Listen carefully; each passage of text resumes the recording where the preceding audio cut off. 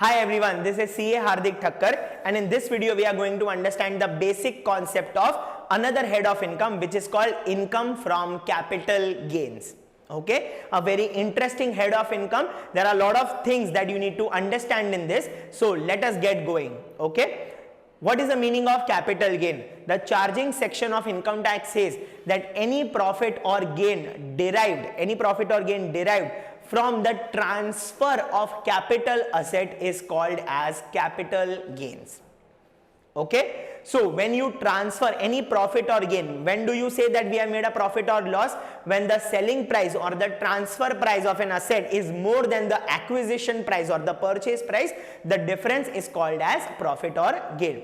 So whenever you make profit or gain on transfer of any of your capital asset, it is called capital gain. Now they have used the word transfer and they have not used the word sell. Okay, so selling is one of the way of transferring the capital asset, but every time transfer need not happen through a sale. Transfer can happen through multiple ways like gift, will, succession, okay, inheritance. So these are also the ways in which the title in the asset can be transferred, right? But it is not sell. So basically every sale is a transfer, but every transfer might not be a sale. So here they have covered the macro approach, right? They have covered transfer of capital asset. And what is the meaning of capital asset? Capital asset needs a separate 1 minute of understanding, right? Because only if you transfer your capital asset, you are looking at the capital gain implication. Okay, so let us understand what is the meaning of capital asset. Capital asset means property of any kind. As per Income Tax Act, capital asset means property of any kind which is held by the assessee, but it excludes stock in trade and used personal effects. Okay, so basically first income tax has taken a macroscopic approach and it says that every property that an assessee holds can be termed as a capital asset. However, in that definition, then they have created two exclusions, which is your capital, which is your stock in trade and used personal effect. Okay, why stock in trade is excluded? I'll give you a very simple example. Okay, you must have heard of builders like Lodha, Rustomjee, Hiranandani. Okay, all these are very big builders. Now, for a people like you and me, buying a house or selling a house is something that we might do only 2 to 3 times or 1 or 2 times in the lifetime. If you are in Mumbai, you might not be able to do it even once also. Okay, but let us say that a couple of times we will buy and sell because house is an asset for us, right? Okay, but for Hiranandani developers, for Lodha builders, for Rustomjee, buying and selling, making and selling the house is an everyday thing. For them, house is not an asset, it is an inventory for them. So right, when Hiranandani sells the house and earns money, it is their business income because they are into the business of making and selling houses. But are you in the business of making and selling houses? No. Then for you and me, it will be a capital gain if we make profit on selling the house. But if Hiranandani makes profit on selling of house, it is their business income, it is not a capital asset, and that is why for builder, stock in trade, which is the house property, is excluded from the definition of capital asset. Agreed everyone, right? And then used personal effect. So basically all the items of personal effects like a cell phone, laptop, iPad, watch, okay, all these things, car, all these things which are more or less used for personal purposes, those things are excluded from the definition of capital asset. Agreed everyone? Yes.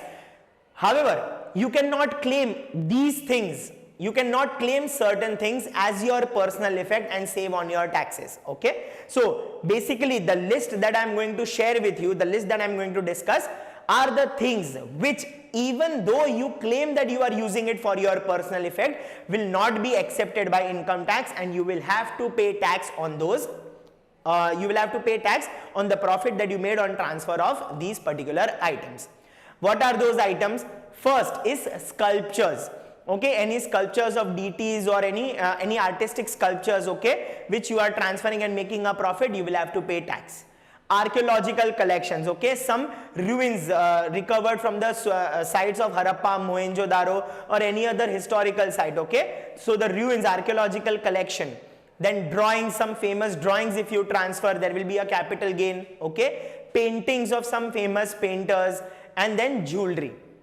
Okay, so even if a person, even if your mother or even if your spouse has gotten a 50 lakh rupees worth of jewelry in their wedding, right? So that jewelry is something that she is going to wear as a necklace on in the hands or in the legs or anything, right? But even those jewelry which are used for personal purposes, even if they make a profit on transfer of those jewelry, they will have to pay capital gain tax, because any jewelry or gold or precious metals, even though used for personal purposes, are not exempted, and there will be capital gain tax on the transfer of these assets.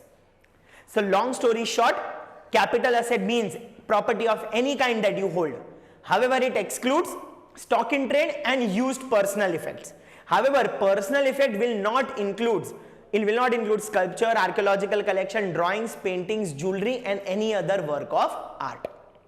Okay, it is abbreviated. I have used an acronym for this: SADPJ. SADPJ. S for sculpture, A for archaeological collection, D for drawings, P for paintings, and J for jewelry. Okay, so SADPJ is something that you need to remember if you want to remember the exclusion from the personal effects.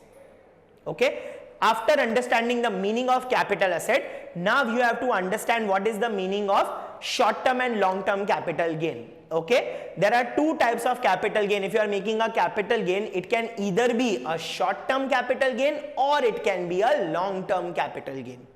Okay, now when is a gain short term capital gain?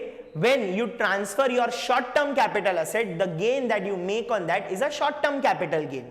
Okay, and when you transfer a long term capital asset, any gain that you make on that is a long term capital gain.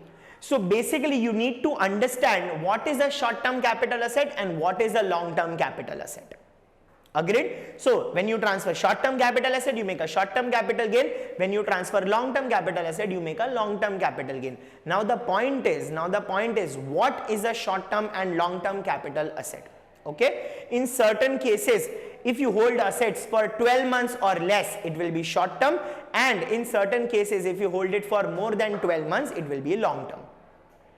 In some of the assets, if you hold the asset for 24 months or less, it will be short term capital asset, and if you hold them for 24 months or more, it will be a long term capital asset.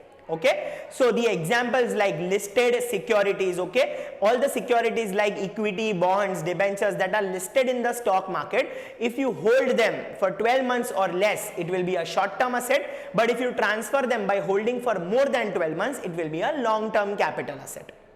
Agreed? Then zero coupon bonds and other units of Unit Trust of India, for them 12 months of criteria is applicable, and for all the remaining assets, the criteria is 24 months. So if you hold it for less than 24 months, it will be short term. If you hold it for more than 24 months, it will be long term.